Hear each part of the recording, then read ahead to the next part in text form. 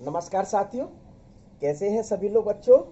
अच्छे हैं बच्चे, हमारे बिल्कुल अच्छे रहेंगे तो स्वस्थ रहेंगे, तो निश्चित तौर पर बहुत अच्छी पढ़ाई करेंगे और पढ़ाई करेंगे तो बहुत अच्छे नंबर लेके आएंगे। क्यों नंबर अच्छे क्यों लाना, अपना नाम, अपने माँ बाप का नाम, अपने परिवार का नाम रोशन करना है। बहुत अच्छे कुछ पद पर पहुंचोगे तो कितना अच्छा लगेगा। तो इस वजह से पढ़ाई बहुत ही आवश्यक महत्वपूर्ण बिंदु है अपनी लाइफ का। यदि आप बिल्कुल सही ढंग से प्रॉपर टीचर्स के गाइडेंस में, टीचर्स एक अच्छे टीचर्स के गाइडेंस में निश्चित पढ़ाई करेंगे तो 100% आपको सफलता हासिल होगी। बहुत अधिक पढ़ने से भी कुछ नहीं होता है और बहुत कम पढ़ने से भी नहीं। जितनी आवश्यकता है उतनी अधिक नॉलेज आपको प्राप्त है तो आपका सफलता प्राप्त हो गई। स्टेट में टॉप आना, अपने डिस्ट्रिक्ट में टॉप आना, अपने स्कूल में टॉप आना, अपने सेक्शन में टॉप आना, अपने ग्रुप के बच्चों से टॉप आना, हर किसी की इच्छा होती है और हर किसी की इच्छा पूर्ति करनी है। तो साईं बायोलॉजी क्लासेस के जो वीडियोज हैं उन वीडियोज को देखिए। जो चीज़ समझ में नहीं आती तो आप निश्चित तौर पर कमेंट्स में लिखिए, और कमेंट्स में लिखेंगे तो आपको जवाब तुरंत का तुरंत मिलेगा। ऐसी कोई चीज़ नहीं होगी जो आपको इस साईं बायोलॉजी क्लासेस चैनल पर ना मिले। क्या आप निश्चित तौर पर चलते चलिए। तो आज सबसे पहले जैसे breathing and gas exchange of gases का 7 नंबर का पार्ट है। इस 7 नंबर के पार्ट में आप बोर्ड पर देख रहे होंगे कि ट्रांसपोर्टेशन ऑफ गैसेस। तो ट्रांसपोर्टेशन मतलब गैसों का परिवहन किस प्रकार से होता है, गैसों का परिवहन किस प्रकार से होता है, ट्रांसपोर्ट कैसे सिस्टम चलता है। तो अपने बॉडी में मुख्य रूप से जो ट्रांसपोर्टेशन होता है वह ब्लड के माध्यम से होता है। क्या ऑक्सीजन और CO2 दो ही गैसें हैं, दोनों का ट्रांसपोर्टेशन कराना है। तो ये ट्रांसपोर्टेशन या परिवहन किसके द्वारा होता है, ब्लड के माध्यम से होता है। सबसे पहले ये देख लें तो किस किस लेवल पर होता है। एक तो ये जो लेवल है ये कौन सा लेवल है, लंग्स लेवल। और ये दूसरा जो है वह कौन सा है बच्चों, टिश्यू लेवल। यहां ऑक्सीजन का पार्शियल प्रेशर अधिक है और यहां PCO2 का पार्शियल प्रेशर अधिक है। तो ये यहां पहुंचनी है और ये यहां आनी। इसी को क्या कह दिया, ट्रांसपोर्टेशन कह दिया। इसी को क्या कह दिया गया, ट्रांसपोर्टेशन कहा। तो ये किस प्रकार से मुख्य रूप से जाती है, ये देख रहे हैं कि ये ऐसे ये इसमें जाएगी तो ऑक्सीजन हीमोग्लोबिन से अटैच होकर ऑक्सी हीमोग्लोबिन बनाता है। और ये ऑक्सी हीमोग्लोबिन धीरे धीरे धीरे धीरे धीरे धीरे यहाँ पहुंच रहा है। और जैसे यहाँ पहुंचेगा तो यहाँ जाकर यह हीमोग्लोबिन और पुनः ऑक्सीजन में टूट जाता है। इसी को डिसोसिएशन कर्व कहा जाता है, जिसको मैं अलग से टॉपिक लेकर पढ़ाऊंगा अलग से पार्ट में। क्लियर। तो ये ऑक्सीजन जो डिसोसिएशन कर्व है इसके फलस्वरूप मुख्य रूप से ऑक्सीजन टूटी, हीमोग्लोबिन से अलग हुई, तो ये ऑक्सीजन मुख्य रूप से कहाँ, इसमें पहुंचती है टिश्यू में, और वहां जाकर मुख्य रूप से फूड का ऑक्सीडेशन करती है, जिसके फलस्वरूप एनर्जी प्राप्त होती है। और इस एनर्जी के द्वारा आप और हम लोग विभिन्न प्रकार की वाइटल एक्टिविटी, विभिन्न प्रकार की क्रियाएं संचालित करते हैं। साथ ही साथ जब ऑक्सीजन रिलीज हो रही है तो यहाँ मुख्य रूप से क्या बन रहा है, CO2 बन रही है। तो CO2 का पार्शियल प्रेशर टिश्यू लेवल पे अधिक है। अब जब अधिक है तो स्वाभाविक है कि ये CO2 कहाँ आ गई, यहाँ आ गई। तो अब ये CO2 ये 3 रूपों में मुख्य रूप से इस जगह पहुंचती है।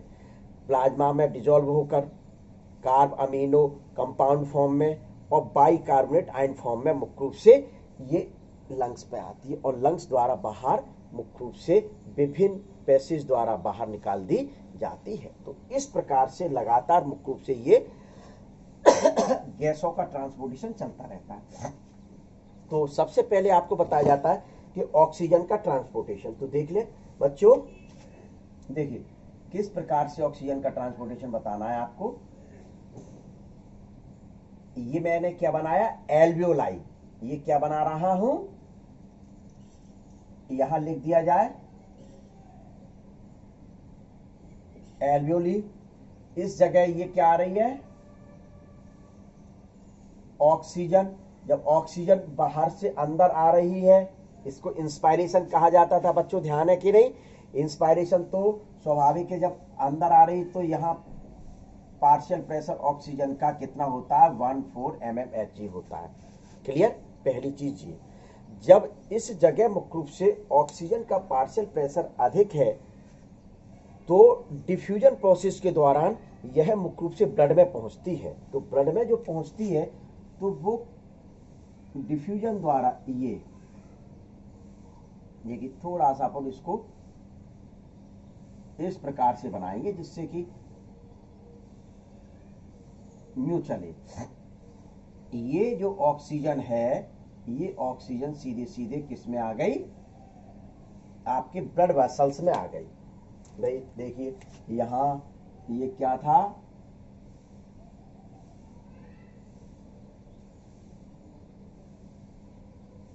देखिए ये CO2 है, ये क्या है? CO2 है।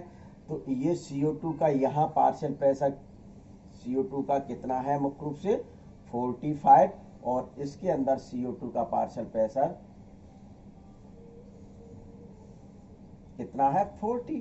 तो ये डिफ्यूज होकर इधर पहुंचेगी। लेकिन अभी अपन बता रहे हैं सिर्फ सबसे पहले ऑक्सीजन का ट्रांसपोर्ट।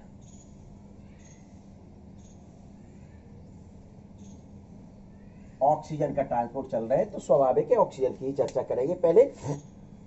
तो ये जो ऑक्सीजन है, ये ऑक्सीजन जैसे ब्लड में मुख्य रूप से आती है, ब्लड वेसल्स में आती है, तो इसके सीधे सीधे दो कंडीशन होती हैं।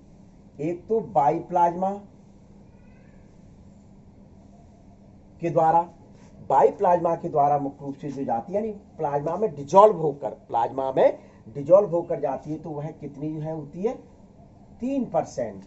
3% से, यानी कि मोर देन ऑक्सीजन तो अभी है ही नहीं, कहां से कैसे जाएगी? तो यह मुख्य रूप से जो ऑक्सीजन होती है वह हीमोग्लोबिन से बाइंड होकर मुख्य रूप से जाती है। ये विशेष ध्यान रखना, ऑक्सीजन हीमोग्लोबिन के एक साथ बाइंड नहीं होगी।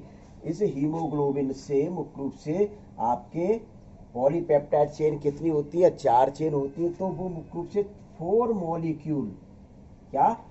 मॉलिक्यूल मुख्य रूप से ऑक्सीजन के बाइंड होंगे हीमोग्लोबिन से।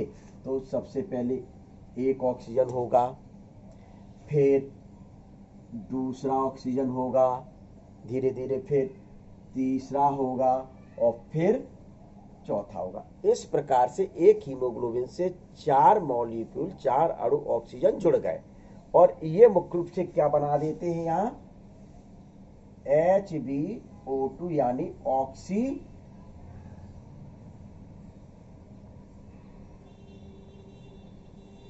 हीमोग्लोबिन। ऑक्सी हीमोग्लोबिन बना दिया। ये ऑक्सी हीमोग्लोबिन के साथ मुख्य रूप से जा रहा है। इस रूप में जो ट्रांसपोर्टेशन होता है वह 97% होता है। भाई 3% तो मैंने क्या बताया था, प्लाज्मा में डिजॉल्व होकर, लेकिन बहुत अधिक भाग नहीं है। क्या होगा, जाकर वहां टिश्यू लेवल पर ये जाके क्या करेंगे, मोर देन जो पार्ट होता है वह 97% होता है। क्या 97% होता है जो हीमोग्लोबिन से जुड़कर बाइंड होकर ऑक्सी हीमोग्लोबिन बनाकर मुख्य रूप से जा रहा है। धीरे धीरे चला जा रहा है, ऐसे ऐसे ऐसे करके जा रहा है, वो जाते जा रहा है। अब जैसे ही जा रहा है तो यहाँ टिश्यू लेवल पर पहुंचता है। ये कौन सा लेवल है? Tissue level. अब टिश्यू लेवल पर पहुंचना है तो वहां पहुंचकर मुख्य रूप से ये क्या करेंगे, ये देखो पहुंचा रहा हूं मैं, ये यहाँ ये धीरे धीरे जा रहे हैं तो ये आगे चलकर ये ऑक्सी हीमोग्लोबिन के रूप में फिर से हीमोग्लोबिन और ऑक्सीजन के रूप में टूट जाते हैं। तो इसी को क्या कहा गया था, ऑक्सीजन डिसोसिएशन कर्व कहा गया था। क्या कहा गया था, ऑक्सीजन डिसोसिएशन कर्व कहा था, जिसे मैंने अभी अब क्या कहा था कि मैं अलग से बताऊंगा। क्या अलग से मुख्य रूप से बताऊंगा। तो स्वाभाविक है ये हीमोग्लोबिन जब टूटती है, ऑक्सी हीमोग्लोबिन जब टूटती है हीमोग्लोबिन ऑक्सीजन, तो एक साथ नहीं टूटेंगे। जिस प्रकार से जब एक साथ जुड़े नहीं थे, भाई हीमोग्लोबिन ने इन ऑक्सीजन को जो बांध लिया, यूं बांध लिया करके, अब जब जैसे तैसे तो पहले बांधा था, अब क्या एक साथ छोड़ देंगे? नहीं, एक साथ नहीं छोड़ेंगे, धीरे धीरे धीरे धीरे करके मुख्य रूप से छोड़ते हैं। जैसे ये ऑक्सीजन मुख्य रूप से टूटते तो यहाँ जो है ये ऑक्सीजन का प्रेशर अधिक था और इसके अंदर टिश्यू के अंदर ऑक्सीजन का पार्शियल प्रेशर कम है। तो डिफ्यूजन प्रोसेस के दौरान ये ऑक्सीजन मुख्य रूप से किस में पहुंच गई, यहां पहुंच गई। अब ये ऑक्सीजन जैसे यहां पहुंची तो ये मुख्य रूप से किससे C6H12O6 यानी फूड का ऑक्सीडेशन करेगा तो क्या बनेगा, CO2 बनेगा प्लस H2O बनेगा और प्लस एनर्जी बनेगी जिसके लिए ये प्रोसेस हो रही है।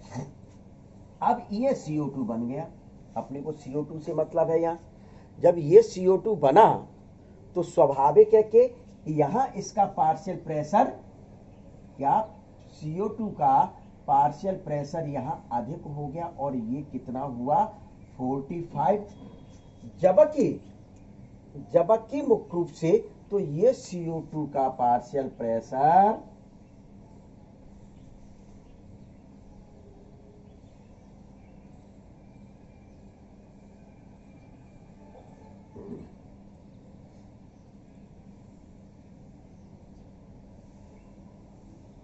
ये जो CO2 का जो पार्शियल प्रेशर इस जगह है वह 45 है और ब्लड में कितना था 40 था।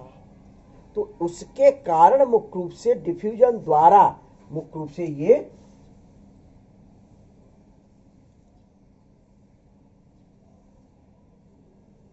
CO2 इसमें आ गया। तो इस प्रकार से अभी मैं इस बात पर चर्चा नहीं कर रहा हूं, अभी यहीं आई बात प्लॉट की। तो इस प्रकार से ऑक्सी हीमोग्लोबिन का ट्रांसपोर्टेशन लंग्स लेवल यानी एल्वियोलाई लेवल से टिश्यू लेवल पर मुख्य रूप से होता रहता है। इस ऑक्सी हीमोग्लोबिन बनने के लिए मुख्य रूप से क्या क्या कंडीशन होनी चाहिए। भाई ऑक्सीजन है, हीमोग्लोबिन से बाइंड हो रहा है तो कुछ ना कुछ तो मुख्य रूप से रहेगी कंडीशन कि भाई कौन किसको बाइंड करेगा, क्या क्या कंडीशन होनी चाहिए। तो इस जगह मुख्य रूप से जो कंडीशन होती है तो पहली कंडीशन तो मुख्य रूप से क्या, एल्वियोलाई लेवल पर देखिए, एल्वियोलाई लेवल ये पहले से लिखा हो तो यहां आपका ऑक्सीजन का पार्शियल प्रेशर कैसा होना चाहिए, अधिक होना चाहिए। क्या होना चाहिए, ऑक्सीजन का पार्शियल प्रेशर अधिक होना चाहिए। सबसे पहली बात CO2 का पार्शियल प्रेशर कैसा होना चाहिए, कम होना चाहिए। ऑक्सी हीमोग्लोबिन बनने के लिए मैं ये कंडीशन बता रहा हूं, समझ में आ रहा है कि नहीं। तो ये चीज इधर मुख्य रूप से दूसरी कंडीशन क्या होना चाहिए कि जब हाइड्रोजन आयन जो है वह हाइड्रोजन आयन मुख्य रूप से कैसे होना चाहिए, कम होना चाहिए। हाइड्रोजन आयन कम होना चाहिए। जब हाइड्रोजन आयन की कंसंट्रेशन कम होगा यानी एसिडिक मीडियम कम है तो स्वाभाविक है पीएच अधिक होगा। पीएच कैसा होगा, अधिक होगा। जब पीएच अधिक है और साथ ही साथ टेम्परेचर कैसा होना चाहिए, कम होना चाहिए। ये सभी कंडीशन जो हैं, ये सभी कंडीशन मुख्य रूप से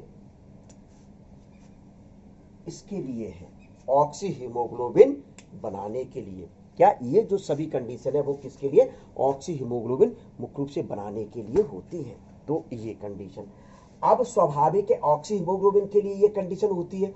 तो ऑक्सीजन डिसोसिएशन कर्व के लिए मुख्य रूप से क्या कंडीशन होंगी, तो इसका जस्ट यदि अपोजिट कर दे टिश्यू लेवल पर जैसे पहुंचते हैं तो मुख्य रूप से वहां ये डिसोसिएशन जो कर्व होता है उसके लिए मुख्य रूप से क्या कंडीशन होगी। देखिए इस लेवल पर आपको मैं यहां बता रहा हूं, ध्यान से सुनते चलना, ठीक है ना।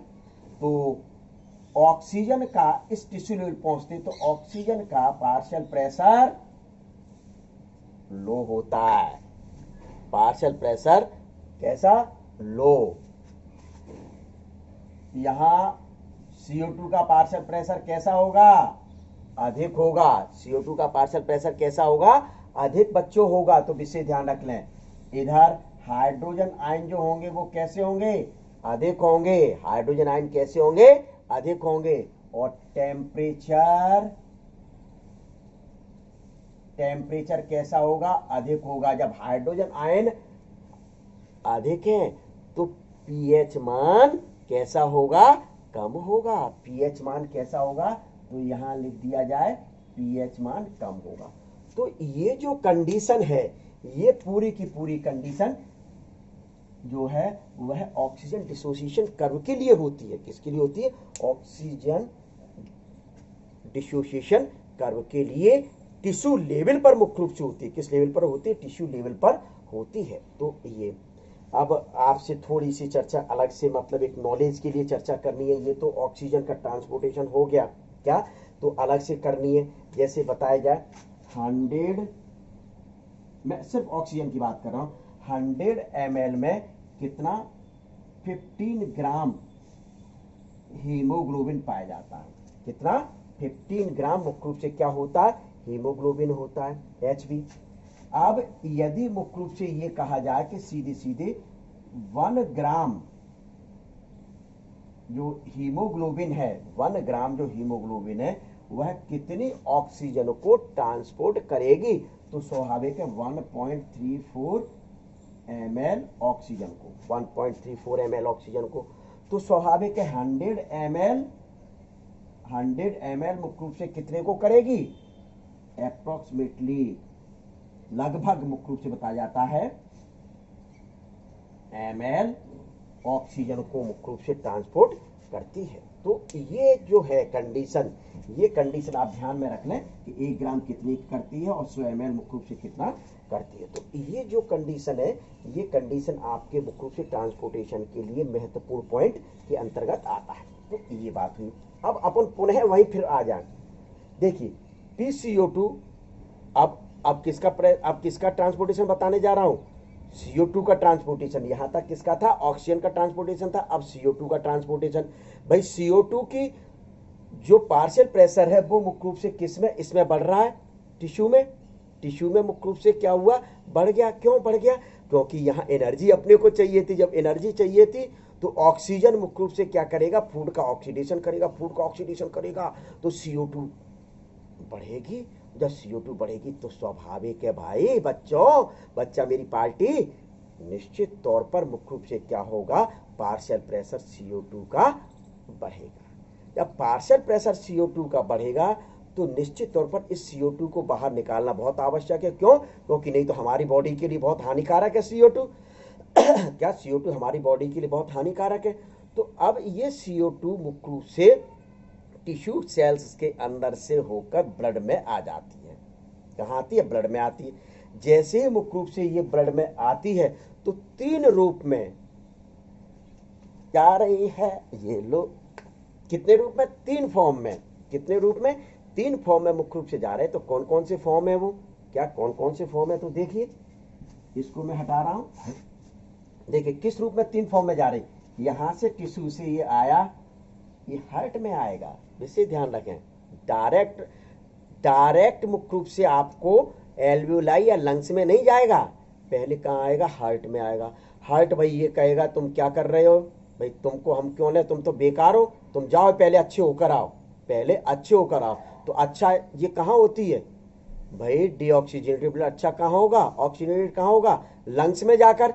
तो ये भैया चल दिया, चलो भैया हम जा रहे हैं वहां पर, कहाँ पर जा रहे हैं, लंग्स में जा रहे हैं। और लंग्स में जाकर मुख्य रूप से हम साफ सुथरे होके आएंगे, फिर आपसे फिर मिलेंगे।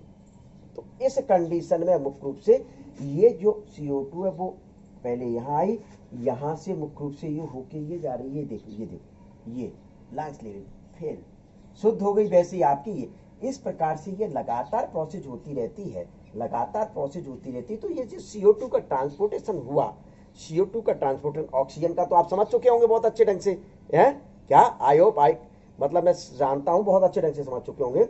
अब जो CO2 का ट्रांसपोर्टेशन हुआ, वो CO2 का ट्रांसपोर्टेशन 3 फॉर्म में होता है। कौन कौन सी फॉर्म में होता है, क्या देखिए सबसे पहले मुख्य रूप से किस फॉर्म में हुआ, आपके बाइप्लाज्मा, किस फॉर्म में हो रहा है, बाइप्लाज्मा फॉर्म में हो रहा है, क्लियर। दूसरी फॉर्म में कौन सा, carb amino compound, carb amino compound form में मुख्य रूप से हो रहा है। ये कार्ब अमीनो कंपाउंड क्या बना था, HbNH COOH, इस रूप में मुख्य रूप से हो रहा है ट्रांसपोर्टेशन। तीसरा ट्रांसपोर्टेशन जो हो रहा है वह है बाइकार्बोनेट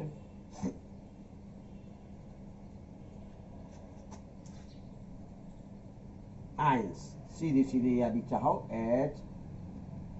HCO3 बाइकार्बोनेट आयंस के रूप में।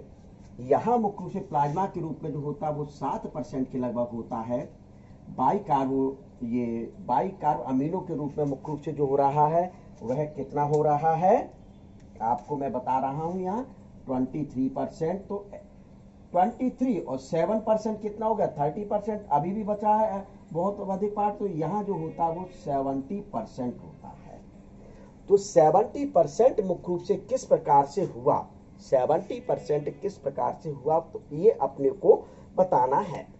तो स्वाभाविक है कि ब्लड को आपने किसके अंदर प्रवेश करा, CO2 को किसके अंदर प्रवेश कराया, ब्लड के अंदर प्रवेश कराया, ब्लड वेसल्स के अंदर प्रवेश कराया। तो ये जो प्रवेश कराया जा रहा है यहाँ देखिए, तो अब मैं इसको बिठा रहा हूँ, देखिए इतना आप स्क्रीनशॉट ले लिया करें, मुझे थोड़ा सा कहने में ध्यान नहीं रहता है बच्चों, ठीक है। तो ये देखिए किस प्रकार से मतलब ट्रांसपोर्टेशन होगा, तो ये अपने को देखना है। तो यहाँ देखें,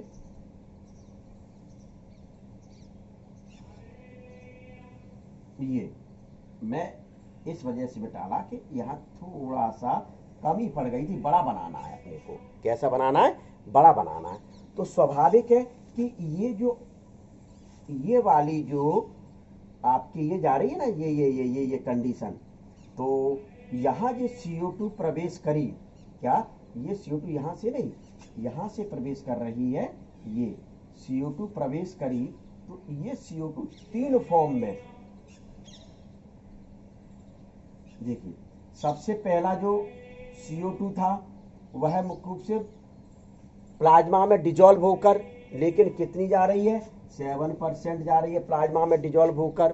भाई ये प्लाज्मा में डिजोल्व हुई, ये पूरा ये ब्लड वेसल्स है, ये क्या है, ये अभी देखो ये ब्लड वेसल्स है, ब्लड वेसल्स में क्या भरा हुआ, प्लाज्मा भरा हुआ है, और साथ ही साथ क्या भरी हुई है,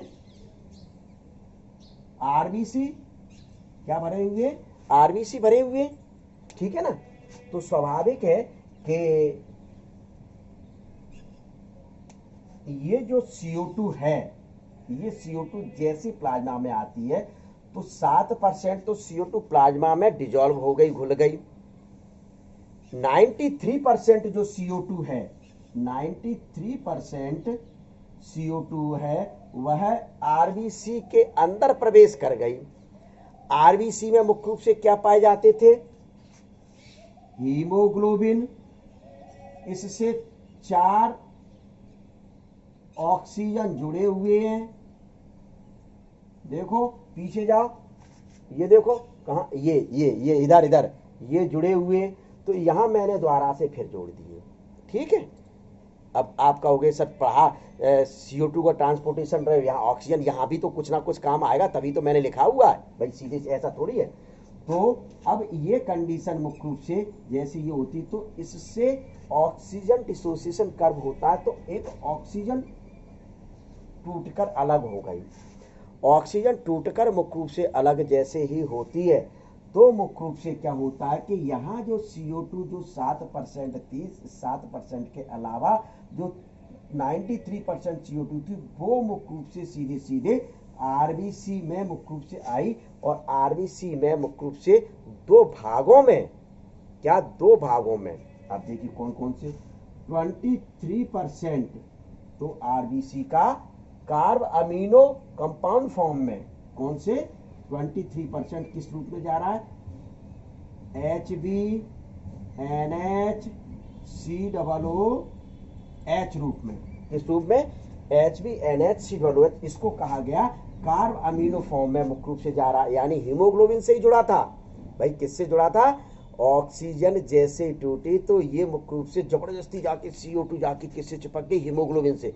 अब हीमोग्लोबिन से जैसी जबरदस्ती चिपकी तो स्वाभाविक है वो हीमोग्लोबिन अलग हुई एक, अभी भी 75% हीमोग्लोबिन से ऑक्सीजन जुड़ी हुई थी। तो स्वाभाविक है ये कार्ब अमीनो यौगिक के रूप में। अब जो बचा 70%, अभी तो बहुत बड़ा भाग बचा है, ये 70% भाग इसमें मुख्य रूप से आरबीसी में प्रवेश किया। तो ये आरबीसी में प्रवेश किस रूप में हुआ, देखिए CO2 प्लस आरबीसी में क्या पाया जाता है, साइटोप्लाज्म है। साइटोप्लाज्म में क्या होता है, पानी होता है। तो ये पानी से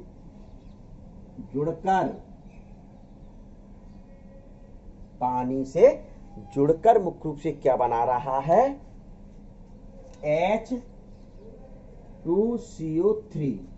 विशेष ध्यान रखें, H2CO3 जो है वो रिवर्सिबल प्रोसेस है। कैसी प्रोसेस है, ये रिवर्सिबल है, यानी कि H2CO3 वापस इसमें कन्वर्ट हो सकते हैं। ये तो बनी रहे, ये वापस, अब ये H2CO3 फिर से आयनों में टूट जाते हैं। क्या ये H2CO3 किस में टूटते हैं, आयनों में टूटते हैं। तो भाई अब इसको तो द्वारा से थोड़ा सा यहाँ कहीं मुझे मिटालना पड़ेगा, स्वाभाविक है, क्योंकि ये थोड़ा सा छोटा बन गया ना। तो इसी को मैं मिटाल के थोड़ा बढ़ा देता हूं यहीं।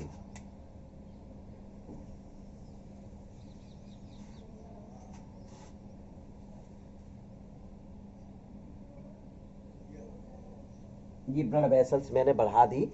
अब इस आरबीसी को भी मैं बड़ा कर देता हूं, तो यहीं का यहीं हो जाएगा, समझ में आ जाएगा आपके। और जो नहीं समझ में आया तो पूछ जरूर लेना भाई, नहीं तो शर्म करते रहो, जे गड़बड़ रह जाएगी, शर्म मत करिए बिल्कुल। आरबीसी ये बनाइए।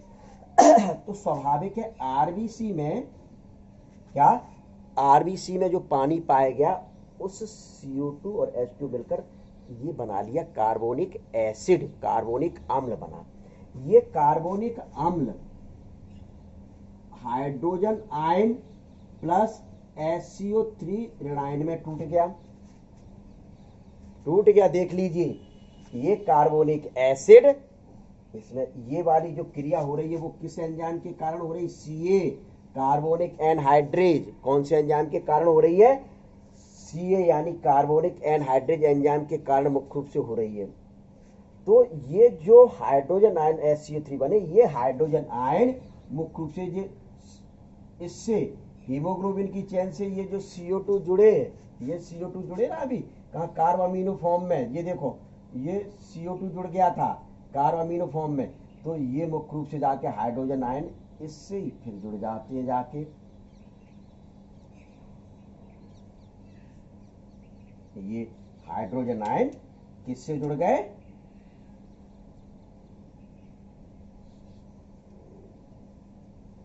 ये हाइड्रोजन आयन जुड़ गए, किससे जुड़े जाके, मुख्य रूप से हीमोग्लोबिन की जो ग्लोबिन चेन होती है उससे मुख्य रूप से जुड़ गए जाके।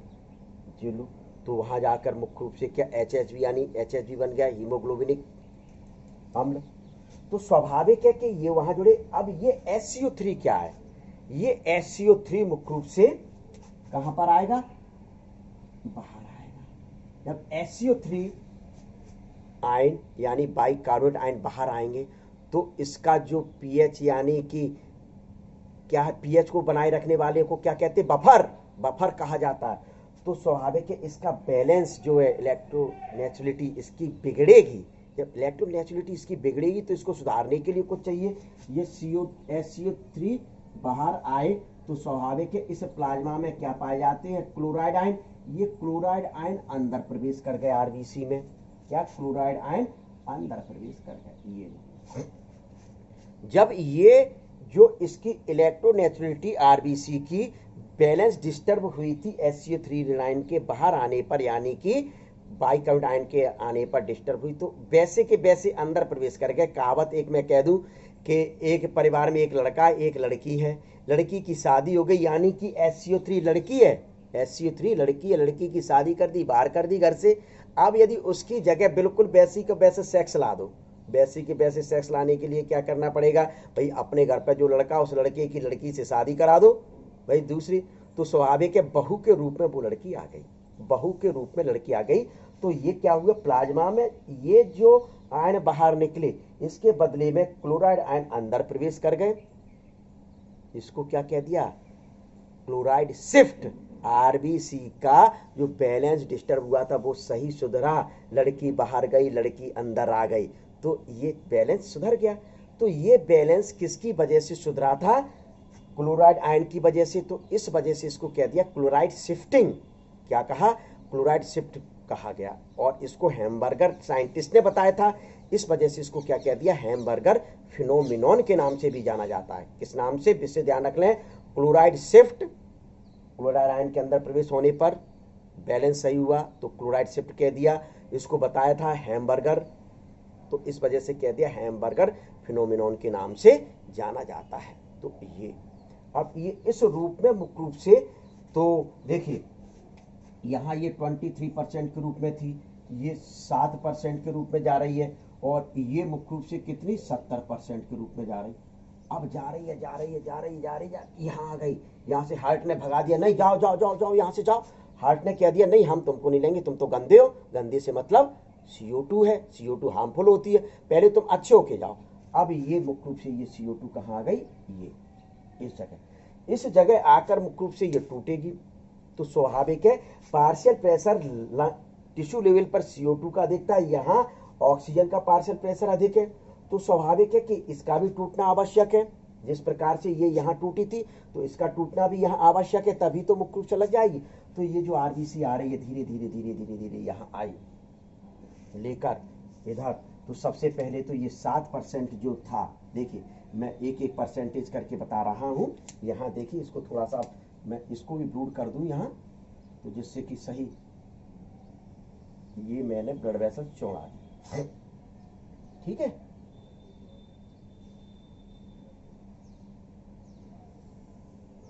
ये देखिए अटैचमेंट है बिल्कुल, क्या? तो अब ये वाली जो कंडीशन है, इसमें से जो 7% जो थी ये डिजॉल्व, ये CO2 डिजॉल्व है 7%, तो सबसे यहाँ मैं बना रहा हूँ, ये 7% डिजॉल्व है, तो ये जाकर सबसे पहले डिफ्यूज होगी, जाकर एल्वेलाई में पहुंचेगी, बाहर निकल गई। लेकिन अभी तो मोर देन पार्ट इसी में बचा हुआ है, क्या? 23%। देखिए 23%,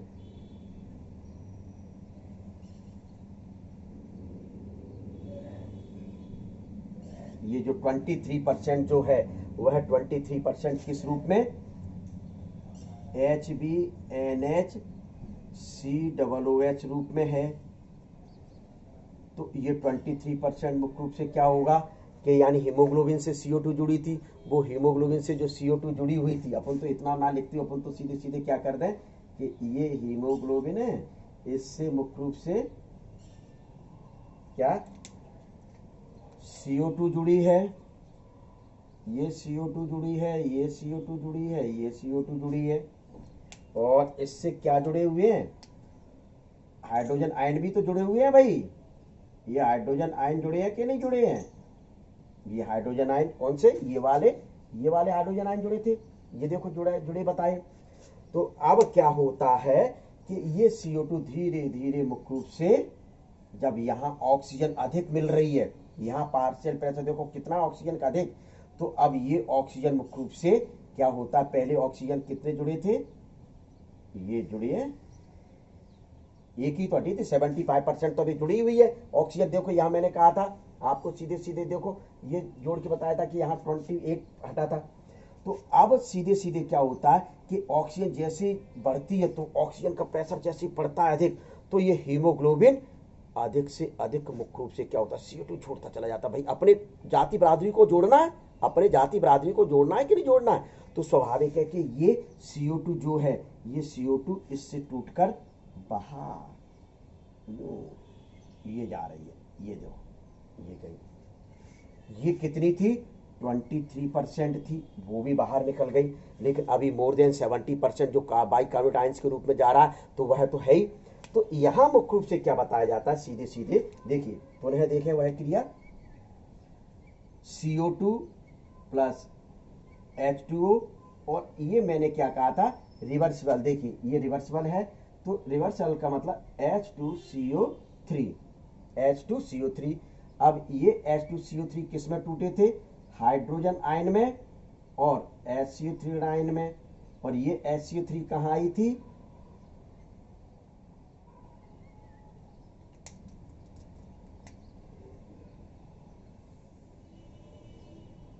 ये SU3 कहां पर आ गई थी?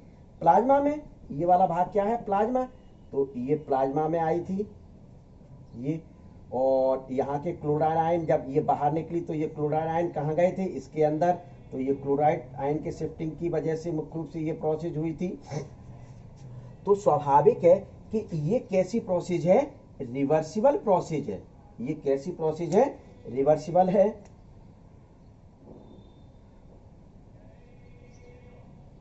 देखिए जैसे यहाँ पहुंचते हैं एल्वेलाई लेवल पर, तो ये HCO3 देखिए, ये CO2 बाहर निकलनी है, तो ये CO2 बाहर निकल रही है, ये वाली CO2 बाहर। जब ये CO2 बाहर निकल रही तो यहाँ CO2 का प्रेशर कम हुआ और इसका प्रेशर अधिक है H2, तो ये H2CO3 मुख्य रूप से जो H9 और SCO3 थे, तो ये मुख्य रूप से किसमें? यहाँ से होते हुए इस प्रकार से रिवर्सिबल एरो के रूप में फॉर्म में आते चले जाते हैं। अब स्वाभाविक है जब SCO3 की यह मात्रा कम हुई तो ये SCO3 पुनः वापस RBC के अंदर प्रवेश करते हैं। भाई RBC के अंदर पुनः प्रवेश किए तो आप लोगों ने देखा होगा कि जब रक्षाबंधन के समय लड़की घर पे आती है तो जो वो बहू थी बैलेंस करने के लिए लाए थे, तो वो क्या घर में बनी रहती है? उसी दौरान वो भी चली जाती, भैया मैं भी जा रही हूँ, तुम रुको, हम जा रहे हैं, तो वो लड़की बहू यानी चली जाती। तो स्वाभाविक है कि अब जब ये प्रवेश अंदर कर रहे हैं तो ये क्लोराइड आयन जो है वो अंदर तो रहेंगे नहीं, ये भी मुख्य रूप से वापस आ जाते हैं बाहर अपने प्लाज्मा में। तो इस चीज को क्या कहा गया? Reverse chloride shift. इससे ध्यान रखें, यहां जो कहा गया वो रिवर्स क्लोराइड शिफ्ट कहा गया। क्या कहा गया? रिवर्स। देखिए ये क्लोराइड शिफ्ट था, यहां क्या था? ये क्लोराइड शिफ्ट था और टिश्यू लेवल पर क्लोराइड शिफ्ट कहा जा रहा है, लेकिन जैसे इधर आया तो ये क्लोराइड आयन बाहर आ गए, तो इसको कह दिया रिवर्स क्लोराइड शिफ्ट। इस प्रकार से ये लगातार मुख्य रूप से ये जो SU3 थी ये इस रूप में टूटकर पुनः मुख्य रूप से CO2 बाहर निकलती चली जाती। तो ये क्रिया जो थी वह विशेष ध्यान रखें कि सीधे सीधे ये जा रही है। देखिए ये गई, ये कितने रूप में कितना परसेंट? जो 70% था वह मुख्य रूप से बाहर निकाल दी जाती है प्लाज्मा का। इस प्रकार से ये CO2 का ट्रांसपोर्टेशन लगातार चलता रहता है। कैसे चलेगा? देखिए अब जब ये निकली तो ये ऑक्सीजन प्रवेश करी तो ये प्रोसेस हुई, ये प्रोसेस फिर से ये यहाँ टिश्यू पर आए तो ये ऑक्सीजन, ये मुख्य रूप से PCO2, ये एनर्जी बन गई, ये CO2, ये CO2। इस प्रकार से लगातार ये क्रिया मुख्य रूप से अपने बॉडी के अंदर होती रहती है, यानी ब्लड वेसल्स में होती रहती है। तो इसी को कहा गया ऑक्सीजन और CO2 के ट्रांसपोर्टेशन कहा जाता है। बच्चों देखो टिपिकल तो है, जिसने दिमाग से समझेगा, जो दिमाग से समझेगा तो वो तो बिल्कुल क्लियर है, नहीं तो आपको बार बार देखना पड़ेगा। क्या बार बार मुख्य रूप से ये प्रोसेस देखनी पड़ेगी थोड़ा सा, तो इस वजह से विशेष ध्यान रख लें कि एक बार मैं पुनः मतलब बोले देता हूं। ऑक्सीजन का ट्रांसपोर्टेशन 3% प्लाज्मा के द्वारा होता है, यानी प्लाज्मा में डिजोल्व होकर, और 97% ये जो ऑक्सीजन है वह RBC के अंदर प्रवेश करके हीमोग्लोबिन से बाइंड होकर ऑक्सी हीमोग्लोबिन के रूप में होती है। इस ऑक्सी हीमोग्लोबिन बनने के लिए ये टर्म ऑफ कंडीशन होना चाहिए, विशेष ध्यान रख लें। अब ऑक्सीजन जैसे टिश्यू लेवल पर पहुंचती है तो वहां जब तक ऑक्सी हीमोग्लोबिन के रूप में जो ऑक्सीजन पहुंची वो टूटेगी नहीं, अलग अलग नहीं होंगे, तब तक ऑक्सीडेशन नहीं होगा। तो स्वाभाविक है यहाँ ऑक्सीडेशन होता है, जिसको ऑक्सीजन डिसोसिएशन कर्व कहा जाता है, जिसके लिए ये कंडीशन होना आवश्यक है। ऑक्सीजन डिसोसिएशन कर्व के लिए ये कंडीशन होना आवश्यक है। तो अब स्वाभाविक है जब ऑक्सीजन अंदर प्रवेश कर गई तो यहाँ फूड का ऑक्सीडेशन हुआ। देखो ये फूड का ऑक्सीडेशन हो रहा है, फूड का ऑक्सीडेशन पर जो CO2 बनी, अब ये टिश्यू या सेल्स या ऑर्गन में जो CO2 बनी वह मुख्य रूप से डिफ्यूज होकर कहाँ आती है? ब्लड वेसल्स में। अब ब्लड वेसल्स में ये 3 फॉर्म में फिर जाएगी। जो लोग जा रहे हैं, हम तो जा रहे हैं, जा गए। तो अब ये कंडीशन जो रही वो कंडीशन किस में? प्लाज्मा में डिजोल्व होकर 7%, 93% मुख्य रूप से इसके अंदर प्रवेश कर गई। 93% में से लगभग 23% हीमोग्लोबिन से जुड़ गई। क्या? हीमोग्लोबिन से जुड़ गई। हीमोग्लोबिन में ग्लोबिन चैन उससे जुड़ गई, तो क्या बना दिया, कार्ब अमीनो कंपाउंड बनाया। तो ये कंपाउंड कार्ब अमीनो कंपाउंड बनाया, इस कार्ब अमीनो कंपाउंड के रूप में मुख्य रूप से ट्रांसपोर्ट हो रही है। अभी भी परसेंटेज बता 70%, तो 70% जो ट्रांसपोर्टेशन होता है वह ट्रांसपोर्टेशन किस फॉर्म में होता है, बाइकार्बोनेट आयंस फॉर्म में। तो ये बाइकार्बोनेट आयन फॉर्म में HCO3 ऋणायन, तो इस फॉर्म में मुख्य रूप से ट्रांसपोर्टेशन होता है। तो ये प्रोसेस किसके अंदर चल रही है, आरबीसी के अंदर, यानी ब्लड कैपिलरीज के अंदर। ब्लड कैपिलरीज कहाँ पाई जा रही है, ये वाली टिश्यू लेवल पर। अब ये वहां से रिएक्शन तो हुई, स्वाभाविक है, तो इस प्लेस पर इसको क्या कहा गया, क्लोराइड शिफ्ट कहा गया, हैमबर्गर फिनोमिना कहा जा रहा है। अब ये होकर सीधे कहाँ, हार्ट में आई। हार्ट ने इसको धुतकार दिया, भैया हम नहीं आपको लेंगे, क्यों, क्योंकि आप अशुद्ध हो। अशुद्ध के लिए क्या करना पड़ेगा भैया, CO2 को छोड़ के आओ। CO2 भैया एक ही आदमी निकाल सकता है, तो वो कौन निकालेगा, लंग्स पर जो एल्वेलाई है वो। तो स्वाभाविक है वो यहाँ से हार्ट द्वारा वापस कर दिए गए, धुतरा कर भगा दिए गए, वो यहाँ से मुख्य रूप से क्या, फिर दिया है। अब यहाँ जैसी प्रोसेस आई तो स्वाभाविक है कि ये सबसे पहले जो डिजॉल्व है वाटर में वो बाहर निकलेगी, फिर उसके बाद जो कार्ब अमीनो रूप में जो 23 बनी वो बाहर निकलेगी, और फिर शेष जो बाइकार्बोनेट आयंस हैं वो वाली CO2 बाहर निकलेगी। तो विशेष ध्यान रखें कि ये वाली जो है वह रिवर्सिबल प्रोसेस है। ये क्रिया कार्बोनिक एनहाइड्रेज एंजाइम के रूप में होती है, और यह भी कार्बोनिक एनहाइड्रेज। तो इस प्रकार से ये लगातार, और ये क्लोराइड आयन अपने को वापस इसमें आए तो इसको क्या कहा गया, रिवर्स क्लोराइड शिफ्ट कहा गया। तो ये कंडीशन आपका क्या है, गैसेस का ट्रांसपोर्टेशन है। क्या है, गैसेस का इस प्रकार से ट्रांसपोर्टेशन समझाया जाता है। तो क्लियर कट बात मान लें कि जो चीज़ नहीं समझ में आई हो तो आप तुरंत क्लिक कर दें, अपनी एक उंगली करना और तुरंत लिखना है, नहीं तो उसको जवाब दो, बोल दो कि सर ये प्रॉब्लम है, तो आप तुरंत उधर लिखोगे, मेरा तुरंत आपके पास जवाब पहुंचेगा। लेकिन शर्म मत करना, पढ़ाई और खाने में जिसने की शर्म जीवन भर पछताएगा। ठीक है, चलो नेक्स्ट जो टॉपिक आएगा वह कौन सा टॉपिक होगा आपका, पार्ट नंबर 8 जो है, उस पार्ट 8 में मैं आपको ऑक्सीजन डिसोसिएशन कर्व के बारे में बताऊंगा, चर्चा करेंगे।